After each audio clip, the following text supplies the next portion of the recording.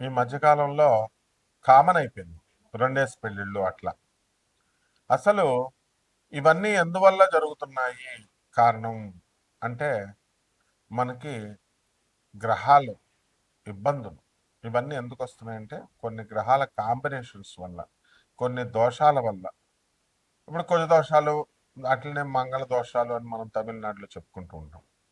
ఈ దోషాల వల్ల మనకి ఎక్కువ వివాహాలు, పునర్వివాహాలు, విధవా వివాహాలు, రాహు మనకి అర్ధాష్టమ, అష్టమ, సప్తమ స్థానాల్లో ఉండడము, ఏ శుభగ్రహ వీక్షణ లేకపోవడము, ఇలా కొన్ని క్లాజెస్ ఉంటాయి. ఈ క్లాజెస్ వల్ల ఏమవుతుందంటే ఇతరుల మాటలు నమ్మి అమ్మాయిలు మోసపోవడం, లేదా అబ్బాయిలైనా మోసపోవచ్చు. ఇది రాహు. రాహు ఎంతసేపు కూడా మోసగాడు అనమాట.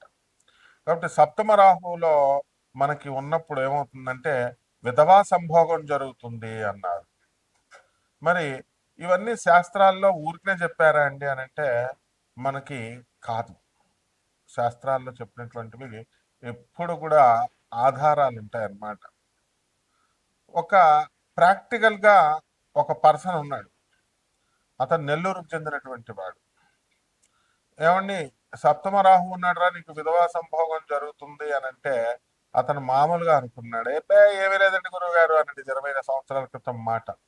ఆయ్, శాస్త్రం అబద్ధం చెప్పదంటే 2 రోజులు పోయిన తర్వాత అప్పుడు కరెక్టే గురుగారు, మా ఇంటికి ఒక పని మనిషి వచ్చేది, నేను పైన ఒక ఆ, దీంట్లో ఉంటున్నాను, ఆ, పైన గెస్ట్ రూమ్ లాగా అక్కడ వచ్చేదన్నమాట. అవుట్ హౌస్లో ఉంటున్నాను అని ఏదో చెప్పుకొచ్చాడు. పెంట్ హౌస్లో ఉంటున్నాను అని చెప్పుకొచ్చాడు.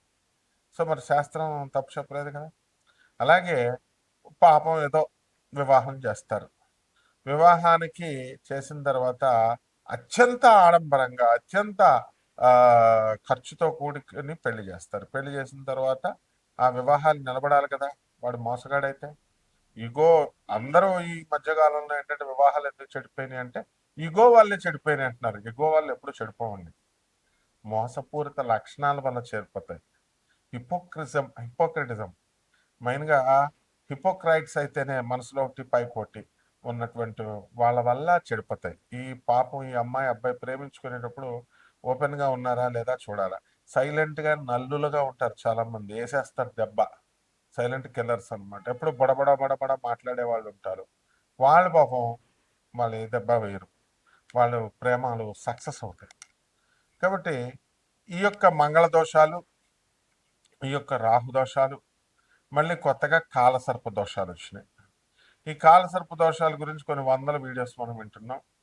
రాహుకేతువుల మధ్యన మొత్తం ఈ గ్రహాలన్నీ, శుభగ్రహాలన్నీ పడిపోవడంతో కాలసర్ప దోషం ఏర్పడుతుంది. దీనివల్ల అన్ని ఏరియాల్లో కూడా, అన్ని ఫీల్డ్స్లో కూడా మోసపోవడము, అలాగే వైవాహిక జీవితంలో భార్యాభర్తల మధ్య ఆ, గొడవలు, విరోధాలు జరగడం, మధ్యలో మూడో వ్యక్తి దూరిపోవడము. అతను ఎవరో కాదు, మళ్ళీ హస్బెండ్ ఫ్రెండో లేదా వైఫ్ ఫ్రెండో అయి ఉంటారు అనమాట. మరి వాళ్ళే, ఎక్కడ దూరం వాళ్ళు ఎవరు రారు. వీళ్ళకెళ్ళి వీళ్ళ స్టోరీలు అన్నీ చెప్పుకుంటారు. వాడే లైన్ వేస్తాడు మొత్తానికి. ఈ విధంగా ఇవన్నీ కూడా మనం చూస్తూ ఉన్నాం.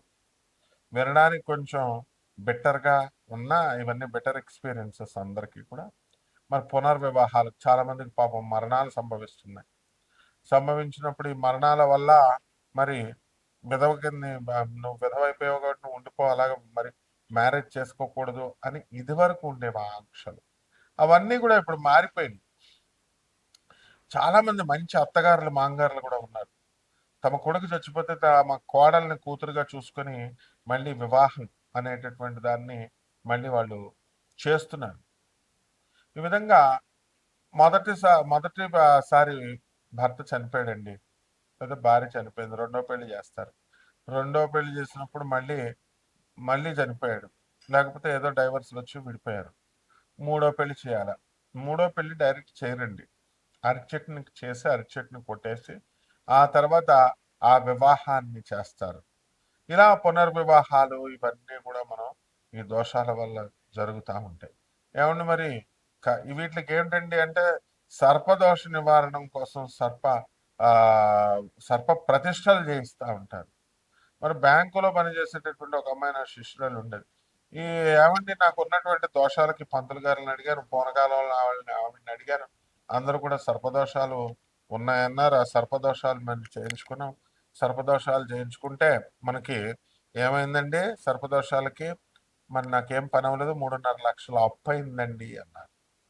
ఇలా ఈ సర్పదోషాలు, ఈ సుబ్రహ్మణ్యేశ్వర స్వామి వారి యొక్క ఆరాధనలు, అర్చనలు, వీటిలన్నిటి వల్ల మనకి ఈ యొక్క పునర్వివాహాలు అనేటటువంటిది, మారు వివాహాలు, ఎక్కువ వివాహాలు, ఇలాంటివన్నీ కూడా కొంతవరకు కంట్రోల్ అవుతాయి అన్నమాట. అంటే వీటిలన్నిటికి కారణం సుబ్రహ్మణ్యేశ్వర స్వాముల వారు. కాబట్టి మనము ఈ యొక్క వైవాహిక జీవితాల్లో వచ్చేటటువంటి సమస్యల్ని మనం ఈ గోచార రీత్యా వచ్చేటటువంటివన్నీ కూడా మనం చెప్పుకుంటున్నాం. ఇవి కామన్ ప్లాట్ఫారం మీద జరిగేటటువంటివి. మరి ఇవి అలా కాకుండా వ్యక్తిగత జాతకాలను అనుసరించి మనము మీ పర్సనల్ డేట్ ఆఫ్ బర్త్ల్ని, ప్లేస్ ఆఫ్ బర్త్ల్ని, టైమ్ ఆఫ్ బర్త్ల్ని మనకి ఇచ్చినప్పుడు మనం ఆ వ్యక్తిగత జాతకాలను మనం పరిశీలించి మనము ఇవన్నీ కూడా నాన్ కమర్షియల్ బేసిస్తో మనము జాతకాలు చెప్పడం అనేటటువంటిది జరుగుతుంది.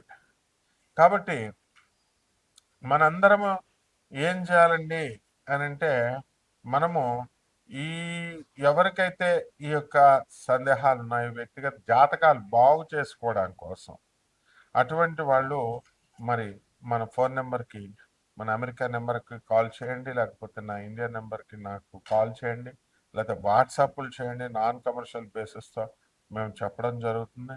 అంతేగాని ఊరికనే ఫోన్లు చేసినా కూడా వేస్టే. వాట్సాప్లో పెడితే గొడవ ఉండదు. ఆ తర్వాత మేము ఫాలోఅప్ చేస్తాం. వరల్డ్ నెంబర్ 1 ఆస్ట్రాలజర్ అవడం వల్ల మనం మనల్ని ఇమిటేట్ చేస్తూ అందరూ కూడా మన ఫోన్ నెంబర్ని వాళ్ళ జ్యోతిషంకి సెంటర్లకి లింక్ చేసుకోవడాలు, మన పేరు కొడితే వేరే వాళ్ళ ఫోన్ నెంబర్లు వాళ్ళు పెట్టేసుకుంటున్నారు అనమాట. ఇలా వాళ్ళు వేరే జ్యోతిషం సెంటర్లు వచ్చేలాగా పెట్టుకోవడం, ఇలాంటివి ఏయో చేస్తున్నారు. కాబట్టి ఇది కార్పొరేట్ ఆఫీస్ మనది యుఎస్ఏ. నాసా టెక్నాలజీని ఉపయోగించి, మోడర్న్ సైన్స్ను ఉపయోగించి, నాసా రిపోర్ట్స్తో మనం పరిశీలించి, అలాగే జిపిఎస్ ట్రాకింగ్ సిస్టమ్ను ఉపయోగించి, అలాగే లైఫ్ లైన్ టైం ఫ్యాక్టర్ని ఉపయోగించి మనం మోడర్న్ సైన్స్ని, అత్యాధునికమైనటువంటి మోడర్న్ సైన్స్ని మనం అతి ప్రాచీనమైనటువంటి ఈ యొక్క ఋషులు ఇచ్చినటువంటి జ్యోతిష శాస్త్రానికి మిళితం చేస్తూ జ్యోతిష విశ్లేషణ అనేటటువంటిది చేయడం జరుగుతుంది. కాబట్టి వీటిల్లో మనం నెంబర్స్ ఎందుకు డిస్ప్లే చేస్తామండి? ఇవన్నీ కూడా నెంబర్స్, ఎవరైనా జీవితాలు పాడైపోతే వాళ్ళ జీవితాలు వాళ్ళు బాగు చేసుకోవడం కోసం మనకి కాల్ చేయమని, అపాయింట్మెంట్ తీసుకోమని, అది కూడా నాన్ కమర్షియల్ బేసిస్తో మనం చెప్తున్నాం. కాబట్టి అంతేగాని చాలామంది మనకే సలహాలు ఇవ్వాలని చెప్పి ఎవరు కూడా ఫోన్లో మనము అన్నెసరిగా టైం వేస్ట్లు నాకు చేయకూడదు. ఎవడైనా సరే రాత్రి 10:53 దాటిన తర్వాత చేసి నాకు లెక్చర్లు ఇస్తున్నాడు. తోలు తీసేస్తాను, యూజ్లెస్ ఫెలో. నువ్వు ఏదో మిగతా పంతుల దగ్గర చెప్పినట్టుగా నాకు కనుక ఎవడైనా సరే కాల్ చేసి నాకు సలహాలు ఇవ్వాలని చెప్పినా, నాకు ఎవడైనా ఏంటి మీరు నాకు చెప్పేది ఏంట్రా? నేను ఒక ప్రొఫెసర్ని, అధర్వణ మీద పండితుడిని, చిన్నప్పటి నుంచి గురువుల దగ్గర పెరిగినటువంటి వాడిని, ఒక శాస్త్రాధ్యయనం చేసినటువంటి వాడిని. శాస్త్రాల మా గురువులు వీడియో రిలీజ్ చేస్తే మా గురువులు ఏమనుకుంటారని భయపడుతున్నాను కాబట్టి, లేకపోతే తాట తీస్తా. How dare you bloody fools, phone చేసి మాకు చెప్తారు మీరు కథలు. మళ్ళీ పంతులందరినీ బెదిరిస్తారు తాగుతూ, రాత్రి 10:53 కాల్ చేస్తూ. I will put you under bars, direct చెప్తున్నాను నేను. ఎవరైనా సరే పిచ్చి వేషాలు వేస్తే, పిచ్చి కామెంట్స్ చేసినా I will take the very severe action. మీరు ఎవరో పాపం జీవితాలు చితికిపోయిన వాళ్ళు ఉంటారు. వాళ్ళ కోసం నాన్ కమర్షియల్ బేసిస్తో మనం చేస్తున్నాం. మీ తల్లిదండ్రులకి మీరు తిండి పెట్టరు, సమాజానికి పనికిరారు, పేదవాళ్ళకి సేవ చేయరు, అనాథ పిల్లలకి డబ్బులు ఇవ్వరు, తర్వాత సన్యాసులకి రూపాయి ఇవ్వరు. ఎందుకురా మీ బతుకులు? సొల్లు కబుర్లు చెప్తూ తాగుతూ నాకు కాల్ చేస్తారా మీరు? How dare you bloody fellows. కాబట్టి మిగతా 12 రాశుల వారికి కూడా వీటి ఎఫెక్ట్ ఎలా ఉంటుంది? ఈ కుజ దోషాలు, ఈ సర్పదోషాలు, ఈ పునర్వివాహాలు ఈ యొక్క మూడేసి నాలుగేసి వివాహాలు, అసలు పెళ్లిళ్ళు కాకపోవడాలు, కొంతమందికి అసలు పెళ్లి కాని ప్రసాదుల్లాగే మిగిలిపోతారు. ఇవన్నీ ఎందుకు? ఇవన్నీ కూడా చూద్దాం. నా బేబీ పోయింది, నా బేబీ పోయింది, నా బేబీ పోయిందని చాలా మంది బాధపడుతూ ఉంటారు. అబార్షన్స్, ఆడపిల్ల ఆ పెళ్లిళ్ళు చేసుకున్న వాళ్ళు అత్తగారులు చేయించేస్తున్నారు. మగపిల్లడు పుట్టలేదని అత్తగారులు ఆడపిల్లలు పుట్టారని చేయించేస్తే తప్పు కదమ్మా. అసలు డాక్టర్లు ఓ పక్క గవర్నమెంట్ భయపెడుతున్నారే మిమ్మల్ని లోనేసేస్తామని, లింగ లింగ నిర్ధారణ టెస్ట్ చేయకూడదని. కాబట్టి ఇవన్నీ ఇలాంటి ఏం చేస్తే మహాపాపాలు వస్తాయి. ఎలాగ ఈ 12 రాశుల వారికి విడివిడిగా ఏ రాశి వారికి ఎలా ఉందో మనం చెప్పుకుందాం. వృషభ రాశి. ఈ వృషభ రాశి వారికి అందరికీ కూడా నవంబర్ నెలలో ఎలా ఉంటుందండి అనే ఆతృత ఉంటుంది. అప్పుడే అక్టోబర్లో చాలా మొత్తం దినాలు అయిపోయినాయండి, మాకేం కలిసి రావట్లేదండి అంటే మీ మంగళ దోషాలు ఎక్కడికి పోతాయి, మీకు కాలసర్ప దోషాలు ఎక్కడికి పోతాయి, మీరు చేసిన పాపాల పరిణామాలు ఎక్కడికి పోతాయి. ఆడపిల్లలందరినీ కూడా అమాయకులుగా చేసి మీరంతా కూడా గత జన్మల్లో వాడేసుకొని మీరు మరి మోసాలు చేయలేదా? ఇప్పుడు సొల్లు కబుర్లు చెప్పలేదా? ఇప్పుడు గ్రహాలు మిమ్మల్ని బాధించవా? చెప్పండి మరి. అంటే డీసెంట్గా ఉండాలా, యువర్ డీసెంట్గా ఉండాలా అంటే where is the decency in your behaviour, in your past births or at least in this present birth. కాబట్టి డీసెన్సీ అనేది మోసాలు చేయడంలో అక్కడ ఉండాలి నాయన. మోసాలు చేయకుండా నిర్భయంగా బతకడం, అంతేకాని లాంగ్వేజ్ అండ్ డ్రెస్సెస్, ఈ గెటప్స్ ఇవన్నీ టెంపరీ అమ్మా. కాబట్టి నవంబర్ నెలలో వృషభ రాశి వారికి తరుముకుంటూ వస్తుంది ఆడది, అందులో డౌట్ లేదు. అసలే వృషభ రాశి అంటేనే భయం భయం. శుక్రుడు చక్కగా, ఈ శుక్రుడు చక్కగా మనకి సోఫాలను ఇస్తాడు, ఏసీలను ఇస్తాడు, హాయిగా తినేసిన తర్వాత పడుకోవడానికి మంచి నిద్రనిస్తాడు, మరి మంచి భార్యని ఇస్తాడు, ప్రియురాలను ఇస్తాడు. కానీ ఎప్పుడైతే మీరు అవన్నీ కూడా ఉపయోగించుకోకుండా దుర్వినియోగం చేసుకున్న రోజున ఈ వృషభ రాశి వారికి ఆ స్త్రీయే మళ్ళీ పామై కాటు వేస్తుంది. ఇది నవంబర్ నెలలో మీకు జరగబోతోంది. కాబట్టి ఈ వృషభ రాశి వారి గత నెలలో కంటే కూడా ఆదాయాలు బాగా పెరుగుతాయి. ఇప్పుడు బ్రహ్మాండంగా మీరు నెంబర్ 1 పొజిషన్లోకి రావడం జరుగుతుంది. అండ్ ఈ యొక్క వృషభ రాశి వారికి అందరికీ కూడా మీకు ప్రమోషన్స్ రావడం అనేటటువంటివి జరుగుతాయి. ఉద్యోగాలు రానటువంటి వాళ్ళకు కొత్త ఉద్యోగాలు రావడం, అలాగే చక్కగా మీరంతా ఎక్స్కర్షన్లకు వెళ్ళడం, రియూనియన్ల పేరుతో ఫ్రెండ్స్ అందరూ కూడా కలుసుకోవడం, 10th ఇటువంటి క్లాసుల్లో మరి ఈ రకంగా చిన్నప్పుడు చదువుకున్నటువంటి 10th క్లాస్ వరకు చదివిన వాళ్ళంతా కూడా పెద్ద అయిన తర్వాత కలుసుకోవడం, ఇలాంటివన్నీ కూడా జరుగుతాయి. అలాగే ఈ యొక్క రవి గ్రహము మరి తులారాశిలో నిలిచిపెట్టి ఉండడం వల్ల మీ సర్వశత్రువులు కూడా మీకు భయపడి పారిపోతారు. శత్రుపీడని మీరు పోగొట్టుకుంటారు. ఆ తర్వాత ఆరోగ్యమై సంబంధమై మీరు కాస్త ఆలోచనలో పడతారనమాట.